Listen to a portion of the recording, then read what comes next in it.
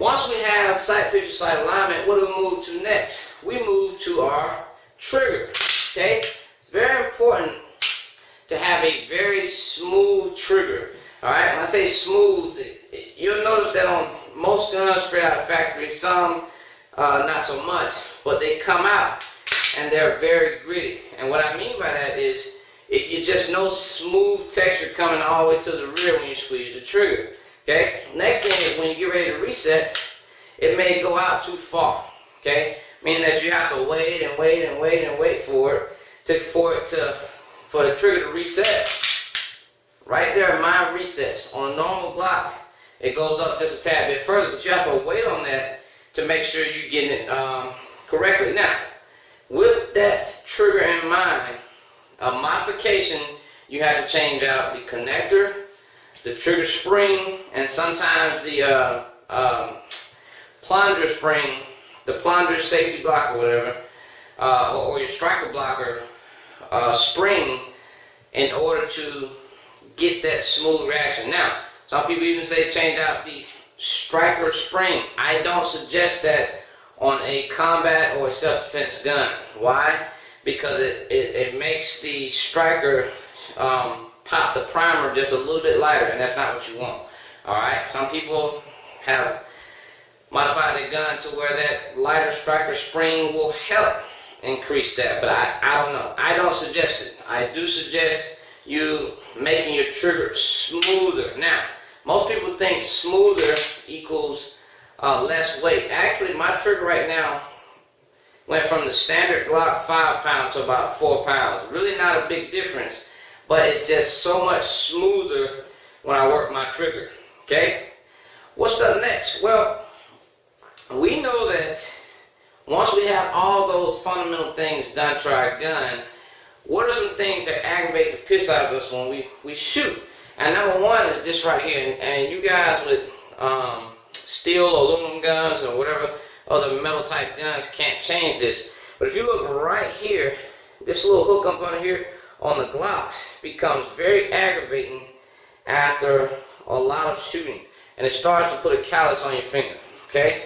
What I've done and what a lot of people do, and I need to do it some more, but they just round this edge off right here. Okay, round this part off to where your finger gets all the way up in there, and it's not any more of a bother for you. Okay, that is probably one of the best features of modifying this gun right here, because it doesn't aggravate the piss out of my middle finger. Now, I'll shoot all day long with a standard Glock while it aggravates my finger without any excuses, but that just makes it a whole lot better. Okay, it feels smoother. You can feel your fingers kind of in that, tucked into that groove. It kind of helps you to just shoot a lot better and hold that gun a lot better. It just makes you feel more confident. All right. Next thing up, I've seen people round this off. That's on you. I wouldn't do it. I don't care to do it. That's just my opinion, but you can do it if you like. Next thing I've seen people do, and which would be a good modification if you have a polymer gun, is take and put little bitty notches, little pull notches right here, where basically you'll see it drilled out right here, a little, just enough to stick 2 fingers on each side and pull your magazine down. This is for the times where you're trying to do a one-handed manipulation where you're trying to rip that magazine. Okay? Here's the thing about Glocks though. If you look right up under here, okay, it already has a curved out edge. Basically, this same curved out edge would be curved out right here. Right here, but Glock has one right here, so you can stick your finger up in there and pull down on your magazine. That's what that is good for. When it's time to rip and you don't have a drop-free holster, or you have a a drop-free magazine, and you got some crud stuck up in here from a double feed malfunction, you want to be able to grab and rip so you can rack and go. Okay?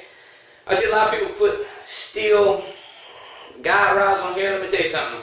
Just finishing up the Glock Armorers course this year, I can tell you that they have made so much improvement on their guide rods that unless you're shooting a massive amount of rounds, you don't need a steel guide rod. Okay? Unless really, if you're just changing out the spring system, really that's all that will matter. And that's if you decide to change the pound weight of it. Okay? Anyhow, I don't want to make this about Glock. Okay. Next modifications. I would say go with an extended magazine release unless you have a Generation 4 Glock. But all the guns have different magazine releases. But you got to make sure that whatever type of magazine release you go with is going to be something that is not easily hit during combat. During your regular moving about throughout the day. Because if that happens, you're going to end up with a gun without a magazine in it. And if you have a gun that has a disconnect, which means that the trigger won't fire if no magazine is in it, you're going to have problems. My last modification I would give you guys, because I'm over time anyway, but my last modification I would give you guys is a good flashlight on the end of your firearm. Why? Well, I think flashlights on your belt are great.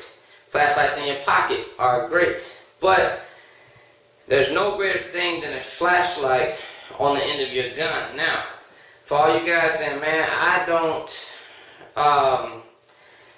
my clothes that I wear, it's impossible for me to wear a flashlight in a holstered gun because I always wear concealed.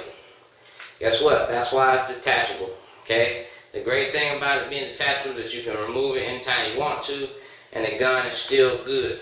And whenever you're ready, put that bad boy back on and you're ready to go. I hope I've covered it all, guys. That is what I would suggest for modifications. Don't do a whole bunch of crap to your gun. Learn how to shoot it. Shoot your gun. Be proficient with it. Become fundamentally sound. Then go work on things that make your fight better. Okay? Increase your fight, which are a good grip, a solid trigger, some nice steel sights that's going to help you to fight during the fight and get back into the fight without damaging. Alright? And that's pretty much it. Guys have any questions or want me to add something to it, be my guest. But for me, that's about it. As you see, my gun is still pretty much stock. These are Glock steel night sights, okay, because they were free. Alright? Regular texture, not messing with that. All I have done is made a smoother trigger by changing out my connector, my trigger spring, and my striker blocker spring, or plunger spring, whatever you want to call it. Okay? And that's it on this gun. Sorry, and rounded this off. That's the only things I did to my gun to make it better for me.